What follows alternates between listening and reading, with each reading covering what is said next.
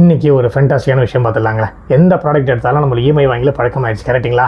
என்ன தான் வந்து ஒரு ப்ராடக்ட்டோட விலை 10,000 இருந்தாலும் இஎம்ஐ கட்டி முடிக்கும் போது நம்மளுக்கு 15,000 இருந்தாலும் நம்ம 5,000 லாஸ் ஆனாலுமே நம்மளால் இஎம்ஐயில் தான் வாங்க முடியும். பட் அக்செப்ட் பண்ணிக்கிறேன், இது ஒத்துக்கிறேன்.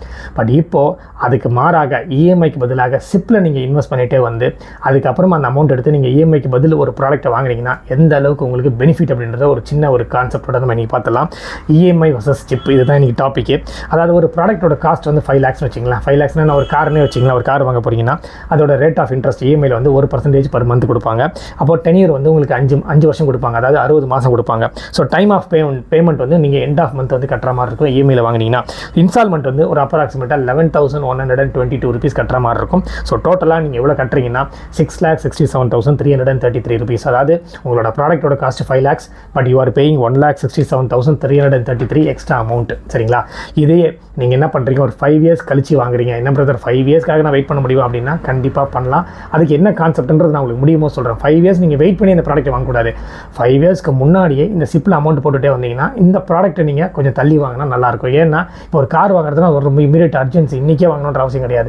கொஞ்சம் பிளான் பண்ணி ஓகே ஒரு 1 yearக்கு முன்னாடியே பிளான் பண்ணுவீங்க இல்லையா, இந்த மாடல் நான் வாங்க போகிறேன்ட்டு. அதுக்கப்புறம் கம்பெனிக்காரனே வந்து ஒரு 6 months 7 months வந்து உங்களுக்கு டெலிவரி டைம் கொடுப்பாரு. ஸோ இதெல்லாம் கேல்குலேட் பண்ணி தான் இந்த ஒரு கான்செப்டை நான் சொல்கிறது.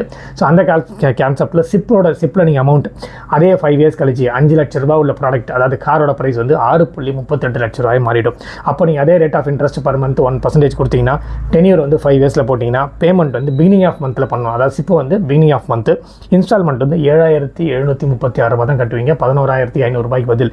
ஸோ டோட்டலாக நீங்கள் எவ்வளோ பே பண்ணுறீங்க அப்படின்னா 4,64,179.00. ஸோ நீங்கள் இஎம்ஐ கட்டினீங்கன்னா 6,67,000 நீங்கள் பே பண்ணுறீங்க. அது மட்டும் இல்லாமல் உங்களோட அமௌண்ட் வந்து 1,67,000 எக்ஸ்ட்ரா போகுது. வேறு சார் நீங்கள் சிப்பில் சேமிச்சுட்டு வந்தே இருந்தீங்கன்னா 4,64,000 உங்களோட ஃபுல் பிரின்சிபல் அமௌண்ட். பார்த்துக்குங்க எந்த அளவுக்கு வந்து உங்களுக்கு நீங்கள் கொஞ்சம் ஒரே ஒரு சின்ன ஒரு ஐடியா தான், வேறு ஒன்றும் கிடையாது. அழகாக நீங்கள் சிப்பில் சேவ் பண்ணிகிட்டே வந்தீங்கன்னா இந்த இஎம்ஐயை யாருக்கோ பணம் கொடுக்கறதுக்கு நீங்கள் உங்கள் அக்கௌண்ட்டில் போட்டு வச்சுக்கலாம், உங்கள் பாக்கெட்டில் போட்டு வச்சுக்கலாம். கரெக்டுங்களா? ஸோ இதை பற்றி உங்களோட கருத்து என்னன்னு மறக்காமல் கமெண்ட் செக்ஷனில் கமெண்ட் பண்ணுங்கள்.